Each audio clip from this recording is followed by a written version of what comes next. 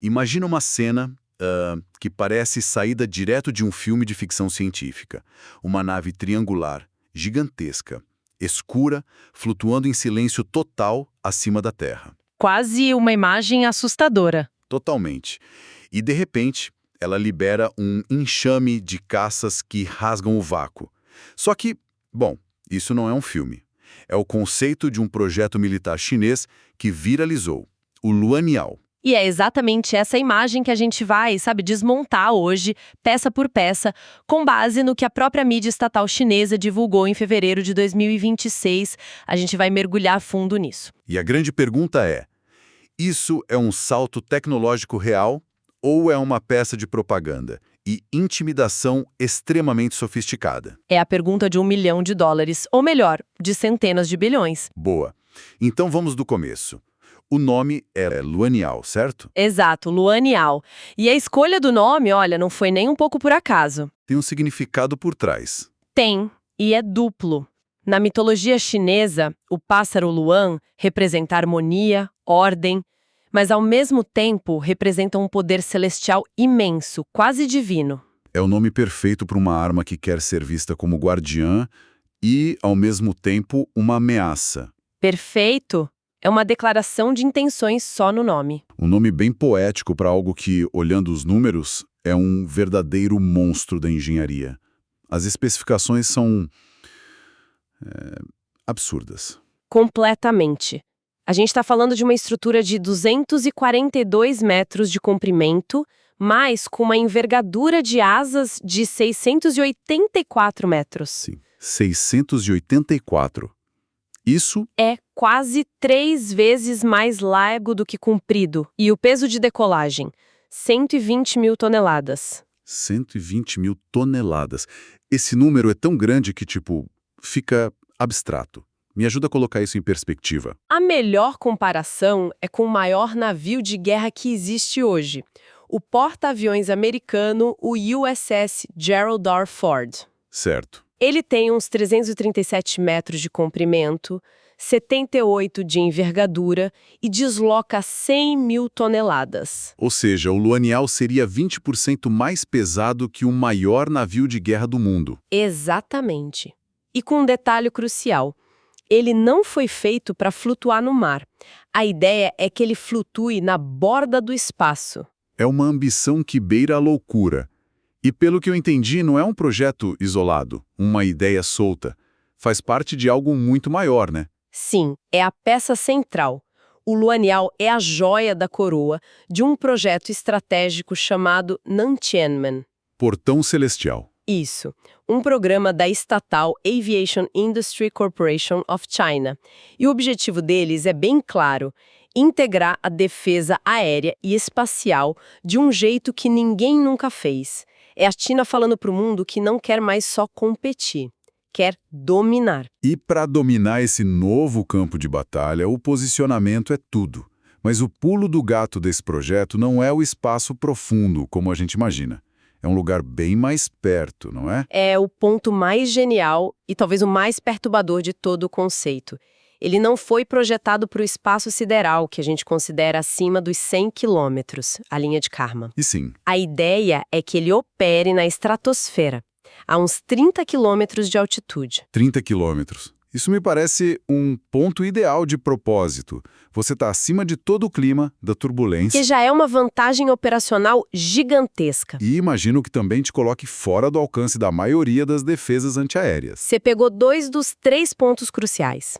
A essa altitude, não tem nuvem, não tem tempestade, a operação é estável. E sim, a maioria dos sistemas de defesa convencionais não chega lá com eficácia. Mas o terceiro ponto é o mais interessante. E qual seria um limbo jurídico? A 30 quilômetros de altitude, você está numa zona cinzenta. As leis definem o espaço aéreo soberano de um país, mas não existe um consenso de onde ele termina e onde o espaço sideral começa. Peraí, então eles estão basicamente explorando uma brecha na lei internacional? Exatamente. Eles poderiam operar uma base militar voadora sem que ninguém pudesse dizer com certeza se é uma invasão do espaço aéreo ou uma operação espacial? É genial e assustador. É a definição de guerra assimétrica no século XXI. E desse ninho praticamente intocável, ele liberaria seu poder de fogo. E que poder de fogo! É aqui que a coisa toda vira videogame. A capacidade para 88 caças não tripulados, os drones Xuan. O nome Xuan também é mitológico, uma deusa da guerra. E o conceito por trás deles é aterrorizante. Seriam aeronaves stealth, Furtivas, com manobrabilidade extrema e o principal, armadas com mísseis hipersônicos. Mach 5. 5 vezes a velocidade do som. Quase impossível de interceptar hoje em dia. E o detalhe que mais me chocou é a autonomia. Não estamos falando de um piloto controlando de longe. De jeito nenhum. O conceito é de operação totalmente autônoma. Os 88 caças usariam inteligência artificial para tomar decisões de combate em tempo real, coordenando ataques em enxame. Contra alvos na atmosfera ou em órbita baixa. E isso muda tudo. Você elimina o risco para vidas humanas do seu lado, o que altera completamente o cálculo político e militar de um conflito. É uma guerra travada por máquinas. Ok, a imagem é espetacular. Um porta-aviões estratosférico, invisível, lançando enxames de drones autônomos. Tudo isso soa incrível demais, o que geralmente significa que é a hora do banho de água fria. E a água é gelada. O que os analistas ocidentais, gente de fora da máquina de propaganda chinesa, dizem sobre a viabilidade disso tudo. O ceticismo é a palavra de ordem. Peter Layton, um pesquisador do Griffith Asia Institute, foi muito direto. Ele usou a expressão coisa de Star Wars. Coisa de Star Wars.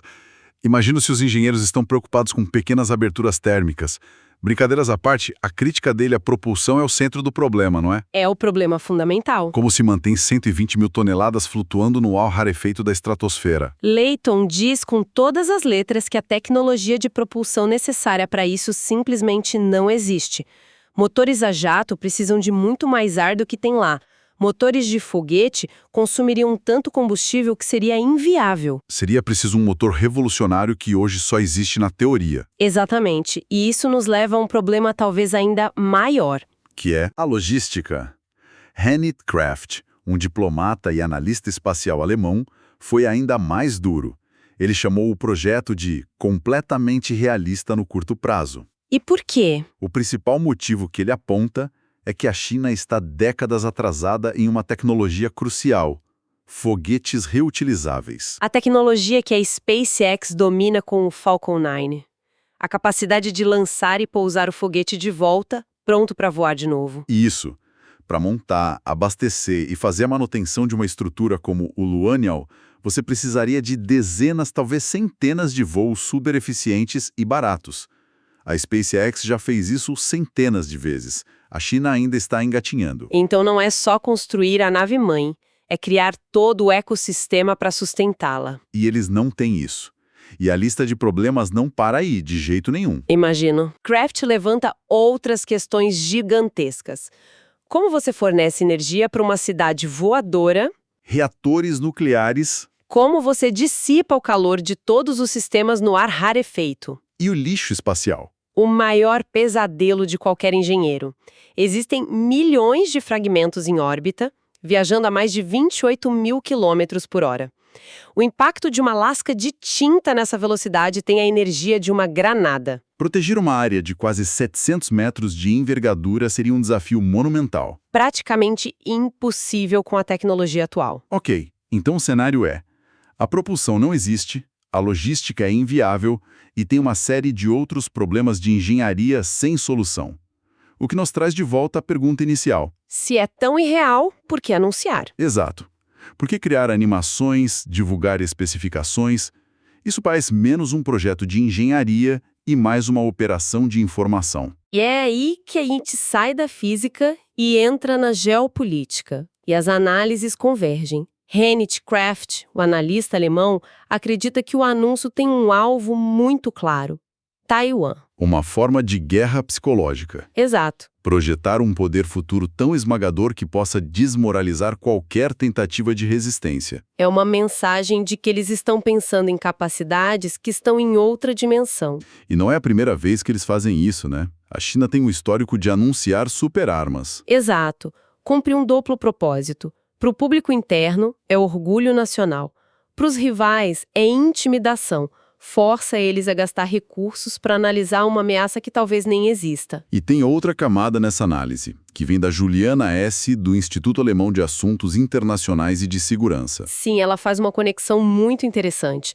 Ela vê o Luanial como uma resposta direta a um projeto americano. O Golden Dome. O plano de defesa antimísseis proposto pelo ex-presidente Trump, a ideia de criar um escudo quase impenetrável sobre os Estados Unidos. Um projeto também visto como caríssimo e muito complexo. Perfeito. Então, o que a gente tem é um jogo de xadrez. Os Estados Unidos sinalizam um escudo, a China responde sinalizando uma espada que torna o escudo irrelevante. Um porta-aviões estratosférico com mísseis hipersônicos. Não seria detido por um sistema de defesa convencional. É a China dizendo, seu movimento é inútil, porque já estamos pensando 2 movimentos à frente. E isso nos joga num quadro muito maior. Não é só sobre o Luanial ou o Golden Dome. É sobre uma nova corrida espacial com características bem diferentes da Guerra Fria. Sem dúvida, a disputa entre Pequim e Washington hoje é muito mais ampla. Ambos veem o espaço como o domínio decisivo para o futuro. E a corrida tem um destino claro: a Lua. Com planos declarados de estabelecer bases lunares até 2030. E não é só para plantar bandeira. O grande prêmio é a água congelada que existe nas crateras. A água lunar é o petróleo do sistema solar. Porque você pode quebrá-la em hidrogênio e oxigênio, que são combustível de foguete. Quem controlar a água na Lua terá um posto de gasolina no espaço. Uma vantagem gigantesca. E é importante dizer, enquanto o Luanial parece ficção, o progresso espacial chinês é muito real. Seria um erro enorme subestimá-los. Um erro gravíssimo. A missão Chang'e, que trouxe amostras do lado oculto da Lua, aquilo foi uma façanha que ninguém mais conseguiu. Isso prova uma capacidade de execução de altíssimo nível. Eles avançam rápido. E nesse cenário, o Luanial, mesmo que teórico, se encaixa perfeitamente na doutrina militar chinesa de negação de acesso e negação de área, A2AD. A qualquer força adversária. Certo. Então vamos amarrar as pontas. O Luanial, como hardware, hoje pertence mais à ficção científica. Os obstáculos técnicos e o custo, na casa das centenas de bilhões, o tornam inviável no futuro próximo. Sem contar as questões legais e éticas. O Tratado do Espaço Exterior de 1967 é totalmente inadequado para lidar com uma arma que opera nesse limbo estratosférico. No entanto, mesmo que nunca saia do papel, a ideia do Luanial já está em órbita, cumprindo sua missão no tabuleiro da astropolítica. Ele desafia, ele intimida, ele força os adversários a repensar. As linhas entre engenharia e arma de propaganda estão cada vez mais borradas. E isso nos leva a uma reflexão final provocada por uma observação do Kenneth Kraft. Que seria? Ele lembra que muitas tecnologias que hoje são banais, smartphones, inteligência artificial, foguetes que pousam sozinhos, eram pura ficção científica há 20 ou 30 anos. Pareciam impossíveis. É um ótimo ponto. A história da tecnologia é a história do impossível se tornando realidade. Exato. Então, talvez a questão não seja se um projeto como o Luanial um dia será construído. A pergunta que realmente importa à medida que as nações projetam seu poder para a estratosfera e além é outra. Qual? Quando a imaginação de hoje se tornar a capacidade militar de amanhã, quais serão as regras que vão governar essa nova fronteira? E mais importante, quem vai escrevê-las?